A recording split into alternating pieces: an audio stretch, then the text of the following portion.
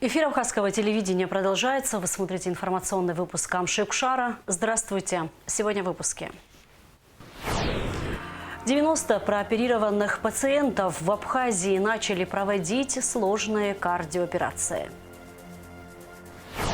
1 000 000 рублей на мечту. Кто получит гранты на развитие туризма в Абхазии?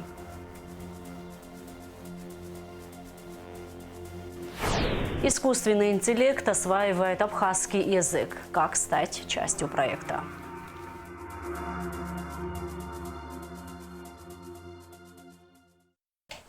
Народный артист Абхазии, театральный деятель Валерий Кове 26 января отмечает свое 80-летие. С юбилеем Валерия Кове поздравил президент Бадра Гунба. Неоценим ваш вклад как талантливого режиссера и актера в развитие отечественного театра, эстетическое и духовное развитие нашего общества. Ваш творческий подход и высокий профессионализм были отмечены вашими коллегами, учениками и зрителями. Вам по праву присвоено звание народного артиста Абхазии. Оно отражает любовь и уважение нашего народа к вашему многолетнему труду, гражданской позиции, отношению к богатому культурному наследию нашей страны, говорится в поздравительном адресе. Глава государства пожелал Валерию Кове крепкого здоровья, долгих лет жизни, творческих успехов. Социальный переток электроэнергии из России в Абхазию начался с 25 января, сообщил гендиректор Черноморэнерго Тимур Джинджулия. Объемы поставок будут уточнены уже на следующей неделе. Напомним, что с августа прошлого года осуществляется коммерческий переток за счет средств Черноморэнерго. Всего за это время объем электричества, поставляемого в республику, составил 720 500 000 киловатт-часов. Предприятие затратило на него 650 миллионов рублей. 90 пациентов прооперировано в Республиканском сосудистом центре со дня его открытия. Первый в Абхазии ангиограф для диагностики и лечения сердечно-сосудистых заболеваний запустили в республике в ноябре прошлого года при организационно-методической и кадровой помощи специалистов Центра кардиологии имени Чазова. Ангиограф и медицинское оборудование для операционной были приобретены при помощи Российской Федерации. В течение дня здесь проводят 2-3 операции. Тему продолжит Шазина Ханагуа. В 11 часов наша съемочная группа прибыла в республиканскую больницу. В это время в сосудистом центре уже завершилась одна операция, готовились ко второй. Пациент был госпитализирован в стационар в плановом порядке. Во время диагностики у мужчины выявили, что ранее установленные стенды проходимы, однако есть сосуд со значимым стенозом до 80%. Стенд еще один поставим. Другой сосуд. Другой сосуд, они сказали, выливание, что на 45% как бы закрывается. Через полгода приедет. Полгода только, 2 года уже прошло. Там уже не 45, там больше. С момента открытия Республиканского сосудистого центра прооперировано более 90 пациентов. Из них 30% экстренные случаи. Больные нуждались в высокотехнологичной медицинской помощи, которая включала как диагностические, так и оперативные вмешательства. Основная часть пациентов – кардиологические больные, а также с ишемией нижних конечностей. За 2 месяца наладилась маршрутизация больных, отметил руководитель Республиканского сосудистого центра Дами Джопуа. В хорошем контакте с районными больницами. У нас существует общий чат, и любой пациент, поступающий в районную больницу, мы получаем от дежурного доктора полную информацию по нему, если он пациент кардиологического профиля, как правило. Скидываются там его данные, и наш дежурный кардиолог координирует, в случае чего как бы оставляет на лечение там по месту жительства, либо его в экстренном порядке перевозят сюда и оказывают помощь по всем мировым рекомендациям, которые на сегодняшний день существуют. По установленной маршрутизации на стационарном уровне пациенты попадают в центр, и в течение 20 минут их сразу же доставляют на операционный стол. Ранее такого подхода не было. Минуя этапы реанимации и стабилизации, медицинская бригада начинает работу с пациентами незамедлительно. Это позволяет значительно повысить эффективность оказания помощи и улучшить результаты лечения. В данном случае действует правило: чем быстрее, тем лучше.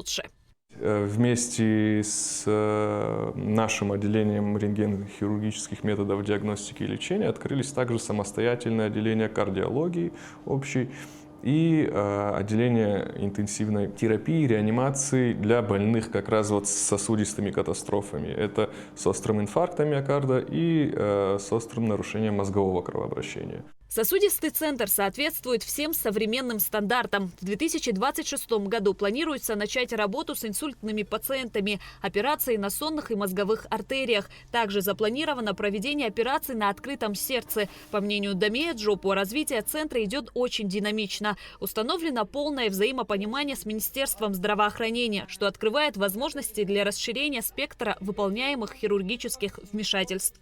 А что касается операции на открытом, точнее, сердце, для этого надо будет закупить недостающие кое-какие аппараты, да, и, естественно, приглашать специалистов опытных для начала уж точно. Выделили с момента вот открытия 44 единицы новых. Ну, они, конечно, еще не все заполнены, но люди приходят, устраиваются, как бы дефицита кадров мы не наблюдаем. В целом справляемся с этим потоком пациентов в любом случае и будем справляться, я думаю. Это все местные наши специалисты? Все специалисты, да. В основном там 95, наверное, процентов они все отсюда. Ну, все живут здесь. В среднем в течение дня проводят 2-3 операции, а иногда и больше. Продолжительность каждой операции составляет от 40 минут до часа. Большим преимуществом высокотехнологичной помощи является то, что пациенту не назначают общий наркоз. Все проводится под местной анестезией. Пациент при этом не испытывает болезненных ощущений.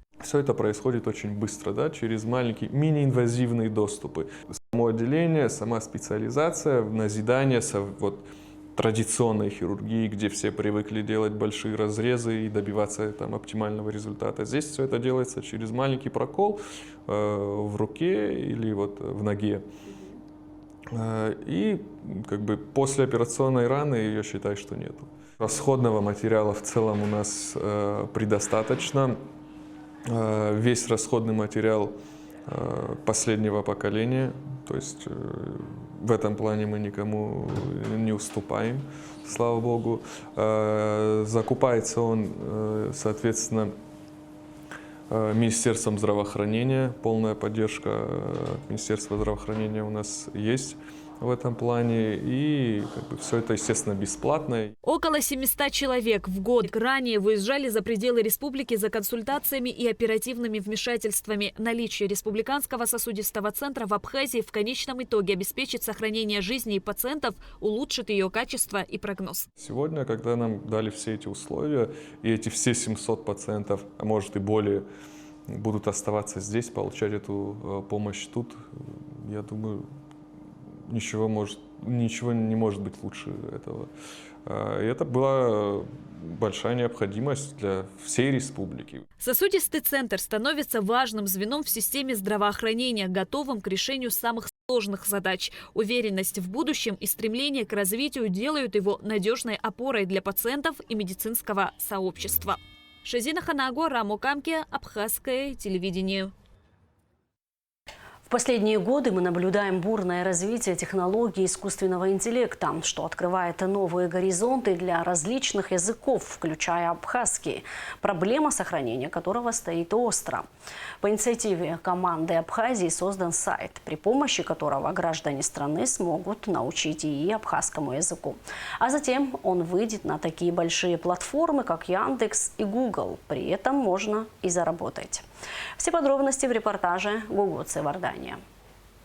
Более года назад Мирон Барателя начал разработку и переводчика абхазского языка, который уже показывает хорошие результаты в переводе между абхазским и русским. Однако проект столкнулся с ограничением в данных, так как все доступные параллельные тексты уже собраны. Для дальнейшего развития необходимо подготовить около 3 миллионов предложений, переведенных профессионально и осмысленно. И в этом нужна помощь граждан страны. Научить искусственный интеллект абхазскому языку просто. Заходим на сайт apsokorpus.ru, регистрируемся и дружно помогаем искусственному интеллекту выучить абхазский язык. После регистрации вы получаете интерфейс переводчика. Сайт выдает предложение на русском языке, а затем несколько его переводов на абхазском. Главная ваша цель – выбрать самый лучший и правильный вариант перевода. За выполненные переводы участникам начислят деньги, которые можно будет обналичивать в конце каждого месяца. Помимо этого будет реализована игровая механика, рейтинги, соревнования между участниками и дополнительные бонусы, позволяющие зарабатывать больше при высоком качестве и активности. Чтобы исключить использование нечестных или запрещенных методов и ситуацию, когда варианты выбираются бездумно ради очков или победы в игре, предусмотрена система модерации. Модераторы будут проверять качество переводов, а за ошибки и некорректные варианты начислять штрафы. При этом пользователь всегда сможет увидеть, что именно было переведено неправильно, и учесть это в дальнейшей работе. Система реализована таким образом, что любой желающий сегодня, хорошо владеющий абхазским языком, может зайти, зарегистрироваться и начать переводить и зарабатывать деньги. Да, там предусмотрены вознаграждения за перевод, за качественный перевод, за некачественные штрафы. Вот. Также ежедневно проводятся разные турниры, где можно их выигрывать и получать еще больше денег. То есть, по моим предположениям, где-то 30-50 тысяч ежемесячно можно на этом зарабатывать, если отнестись к этому как к работе и ежедневно этим заниматься. Для обучения переводчика использовано все, что вообще было доступно в интернете, в открытом доступе, с книг, со СМИ, где бы то ни было, то есть все, что было, он уже собрал и обучил на том, что есть.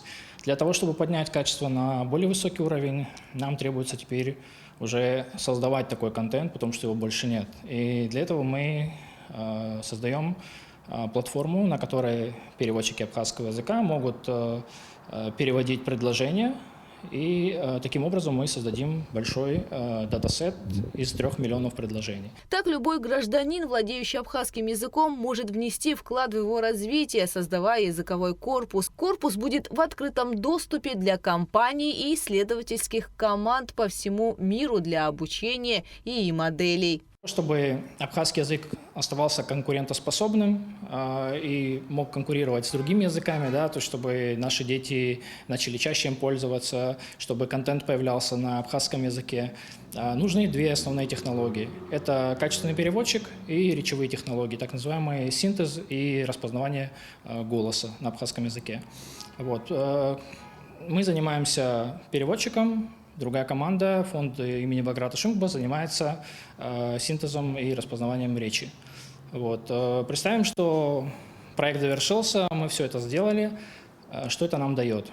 Вот. Мы выложим все собранные материалы в открытый доступ для того, чтобы крупные компании типа Яндекса, Гугла и так далее могли использовать эти технологии для обучения своих собственных моделей. И уже в скором времени такие компании, как там, не знаю, Google, если, например, внедрят, то на YouTube, например, появится возможность то есть слышать абхазскую речь, независимо от того, на каком языке говорит там, персонаж, да, в этом видео. Или, например, мы сможем переводить любые тексты на абхазский язык, там, допустим, веб-сайт, да, можем правой кнопочку нажать, перевести на абхазский, у вас все будет на абхазском, как сейчас это делается с любым другим языком. Появится возможность создавать аудиокниги на абхазском в автоматическом режиме, фильмы переводить, мультфильмы и так далее. То есть огромное количество контента можно будет в режиме таком довольно быстром, да, то есть переводить на абхазский язык. Инициатива создания подобного проекта принадлежит победителям команды Абхазии, которые за помощью обратились к опытным программистам Дамию Джонуа и Мирону Барателли. Проект поддержали администрация президента Абхазии, Фонд репатриации республики, Фонд президентских грантов России. Так появился проект «Абхазский язык будущего», цель которого – интегрировать его в цифровую среду. Так как сегодня вся наша молодежь находится постоянно в гаджетах, и все, что их окружает, в основном не на абхазском языке. То есть наша задача – увеличить количество абхазского языка в их использовании, да, ежедневном.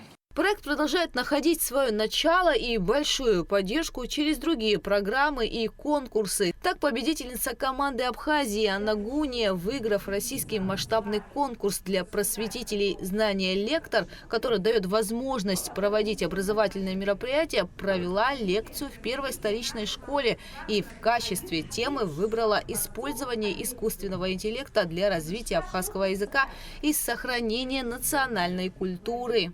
Я им рассказывала, что в течение года у нас много абхазского языка появится в интернете. Искусственный интеллект может с вами общаться на абхазском языке голосом, а также текстовкой. То есть появятся возможности, например, если смотреть фильмы, включать субтитры на абхазском или слушать на абхазском речь. Что вот такое будущее нам предстоит, и мы над этим работаем, чтобы вы учили свой язык, чтобы развивали свой язык. И я хотела им донести, что вот невозможно, не будет никакого будущего ни у вас, как у нации, ни у государства без нашего абхазского языка. По словам Анны Гуни, используя современные инструменты и возможности искусственного интеллекта, можно повысить количество говорящих на абхазском языке в течение 5 лет. Уже есть первые позитивные признаки. Это детские рисунки, созданные на конкурсах по ИИ. Школьники Абхазии с помощью искусственного интеллекта визуализировали пословицы, выражающие духа Апсора, а также смыслы здорового образа жизни. Дети проявили большой интерес к подобным лекциям. Лекция, которая сегодня проходила, мне очень понравилась. Нам сообщили о том, что в скором времени появится искусственный интеллект на абхазском языке. Это очень хорошо, ведь иногда слова какие-то на абхазском языке забываются, и это очень поможет нам. Также мне понравилось то, что в скором времени мультфильмы, фильмы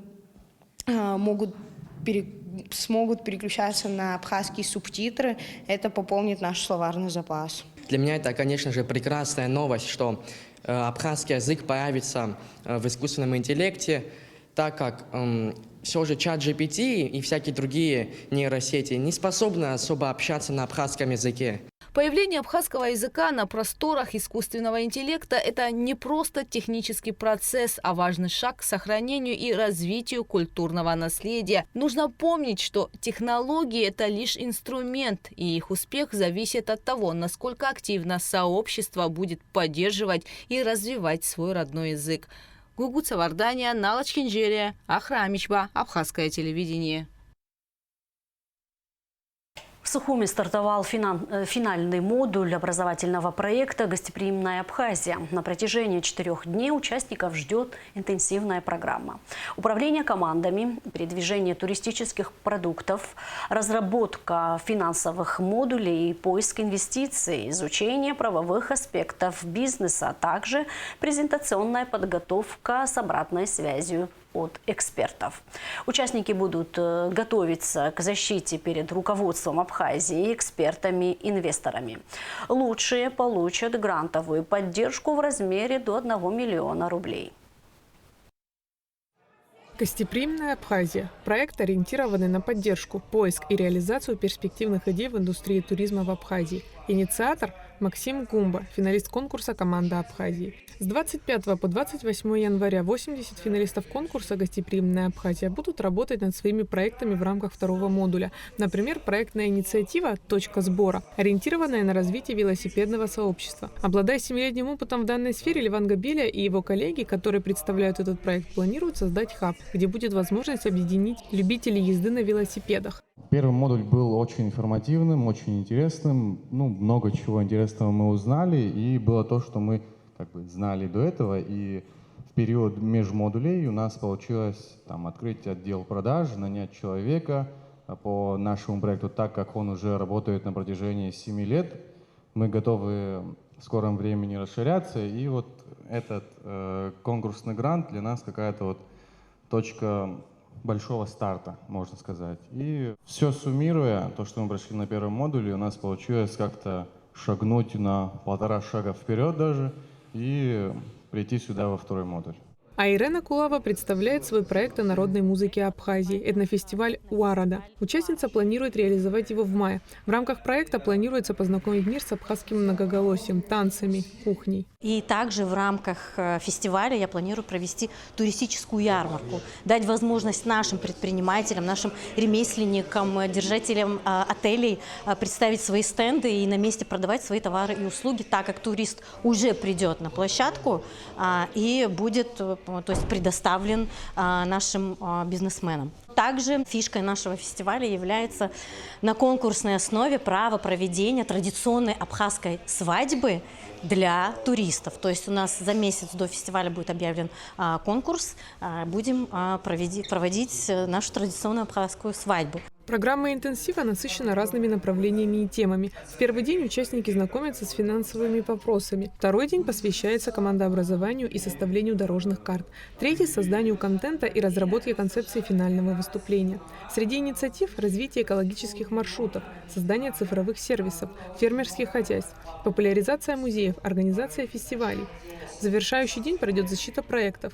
Поздравляю всех с тем, что дошли.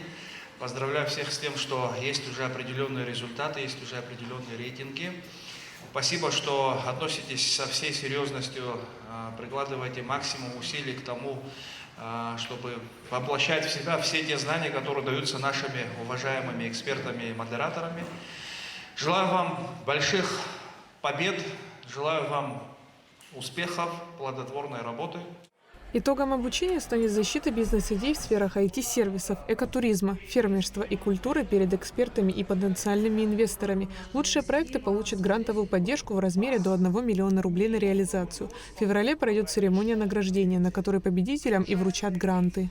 Вы знаете, у всех разные инициативы, разные проекты, но только вместе, только в коллаборации, только вот в этой командной бесшовности получится создать действительно сильный продукт для Республики Абхазия. Ведь интерес к туризму развивается, растет, а когда турист пересекает границу, он становится уже гостем. И для него хочется сделать все самое лучшее, самое интересное, чтобы он с гордостью и счастьем рассказывал своим друзьям, своей семье о том, как он приехал сюда и захочет возвращаться сюда снова и снова. Я уверена, что именно такой результат и получится у нас в результате уже второго модуля чудесной программы «Гостеприимная Абхазия». Конкурс «Гостеприимная Абхазия» организован АНО «Команда Абхазии» при сотрудничестве с мастерской управления «Сенеж», АНО «Россия. Страна возможностей». Айлита Арутюняна, Сматгуния, Камила Джупуа, Абхазское телевидение.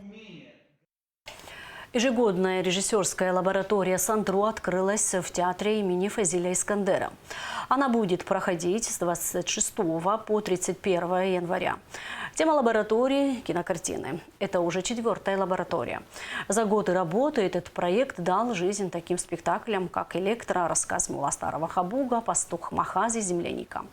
Режиссеры-постановщики лаборатории «Сандро-2026», Роман Габря, Алексей Золотовицкий, Георгий Сурков и студентка режиссерского факультета ГИТИСа, ведущая актриса Русдрама Мадлена Барцец. Все 5 дней театр будет погружен в репетиции. Итоговые показы пройдут 31 января. В тот же день экспертный совет вместе со зрителями определит лучшую работу, которая в следующем сезоне будет поставлена как полноценный спектакль. Матч памяти Никиты Симоняна прошел в Москве. Он стал анонсом к выходу фильма о легендарном футболисте «Золотой дубль». Первым по мячу ударил Егор Бероев, исполнивший роль Симоняна. Сама игра между ветеранами «Спартака» и сборной СССР завершилась со счетом 5-4 в пользу красно-белых. В этом году к столетию со дня рождения Никиты Симоняна запланированы памятные мероприятия. И матч стал первым из них, сообщает Минспорта России. Симонян скончался 23 ноября в возрасте 99 лет. Играть в футбол будущий олимпийский чемпион начинал в сухумском «Динамо». Фильм «Золотой дубль», рассказывающий об эпизоде из тренерской карьеры Симоняна, выйдет в прокат 29 января. Его покажут и в кинозалах Абхазии. А сейчас расскажем о погоде в ближайшие сутки. По сообщению Гидрометцентра, 27 января в Абхазии ожидается облачная с прояснениями погода, без осадков, местами возможен туман. Температура воздуха ночью плюс 4,9, днем плюс 10-15 градусов, температура морской воды плюс 9.